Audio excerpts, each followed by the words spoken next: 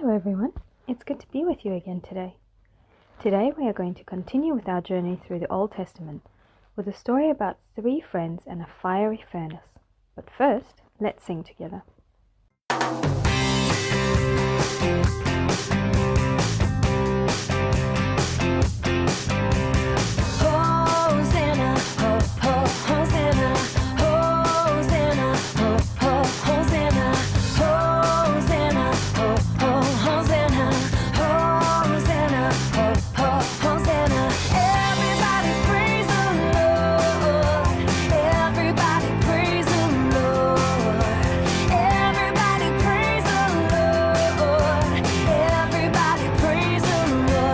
Clap your hands and wave your arms, play the drums and then rock the guitar.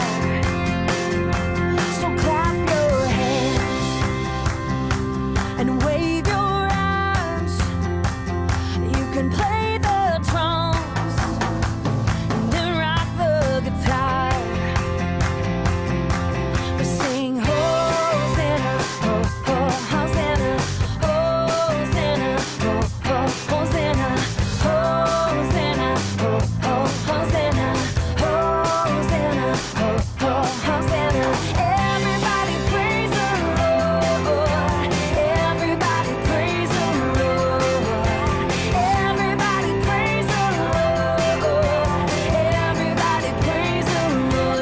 clap your hands and wave your arms, play the drums and then rock the guitar.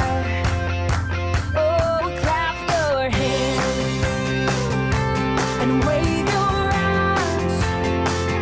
You can play the drums and then rock the guitar. We sing Hosanna, oh, oh, Hosanna, Hosanna, oh, oh, Hosanna, Hosanna, oh, oh, Hosanna, Hosanna, oh, oh, Hosanna.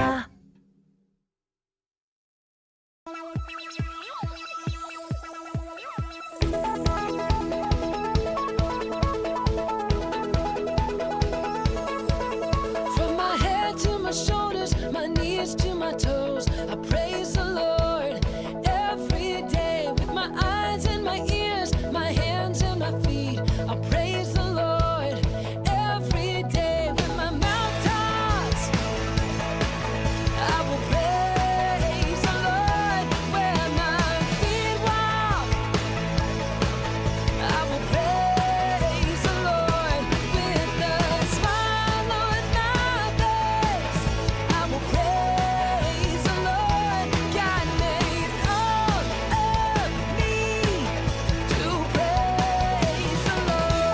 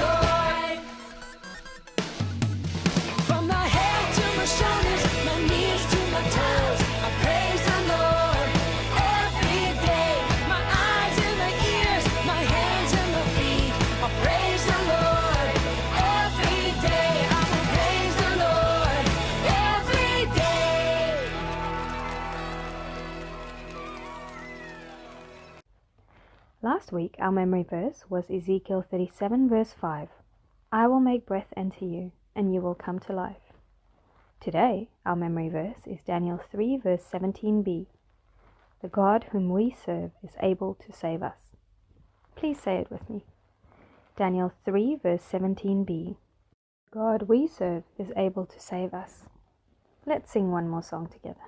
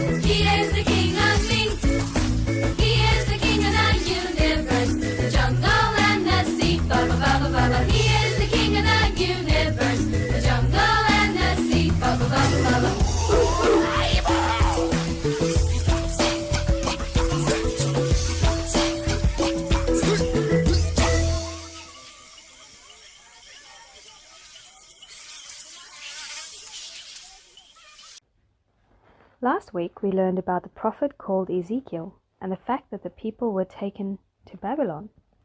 Today we are going to learn about what the Babylonian king named Nebuchadnezzar and the three men who were great friends and true believers went through. We know that in the Ten Commandments the Bible tells us that we should worship God alone. However, King Nebuchadnezzar didn't believe in God, the Bible, and he wanted the people to bow before him. Let's read what it says in Daniel 3 verse 1 to 30, and then please watch this video to see what happened. Stories of the Bible, the fiery furnace. There once were 3 Jewish men named Shadrach, Meshach, and Abednego. Hey! When they were very young, they were taken from Israel to live in a place called Babylon. At that time, the king of Babylon was a man named Nebuchadnezzar. That's it. Almost there. And he made a gold statue that was 90 feet tall. Perfect. The king sent a message for everyone to come to the dedication of his statue. When everyone had assembled, it was declared that people of all races, nations, and languages would bow before the statue and worship King Nebuchadnezzar's statue when they heard the sound of musical instruments. If anyone refused, they would be thrown into a fiery furnace. So at the sound of the musical instruments, all the people bowed to the ground and worshiped. But Shadrach, Meshach, and Abednego did not, because they were Jewish and would only bow to the one true God.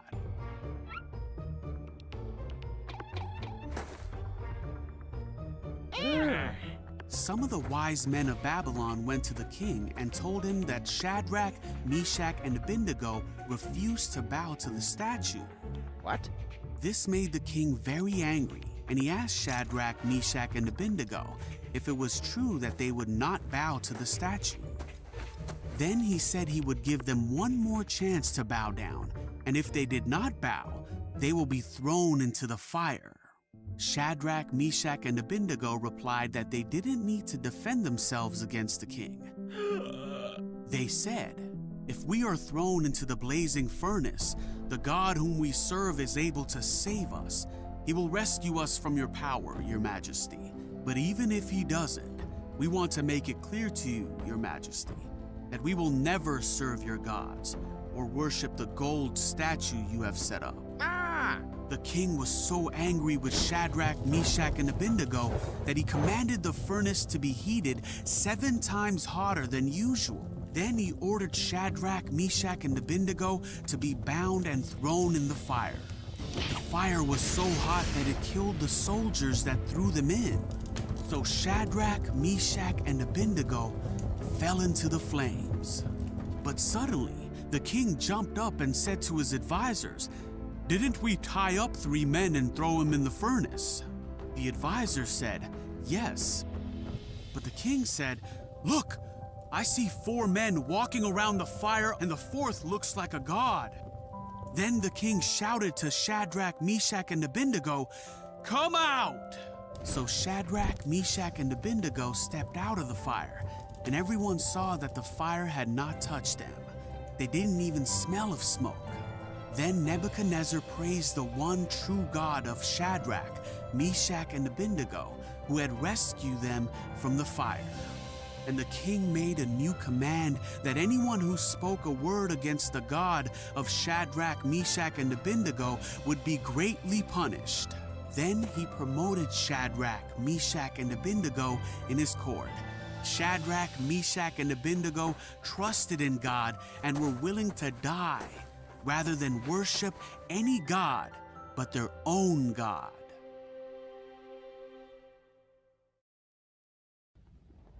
What can we learn from the story about the 3 friends? The 3 men were very close to God, even when they knew it meant that they might be hurt or even killed. They were not sure that God would be able to save them, but they knew that they had to do what was right, regardless of the outcome. Only God could save them from the fire, and Jesus is the only one that can save us from our sins. His sacrifice on the cross made it possible for us to be saved and to have eternal life. Let us pray. Heavenly Father, please give us the courage to do what was right, even when it is not easy. We know that our hope is in Jesus alone. We put our trust in Him, and in His name we pray. Amen. Before we close this lesson, let's sing one more song together.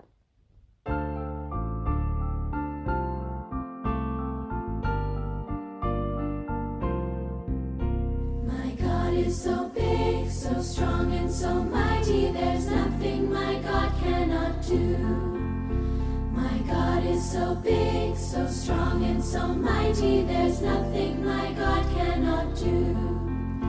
He made the trees, He made the seas, He made the elephants too.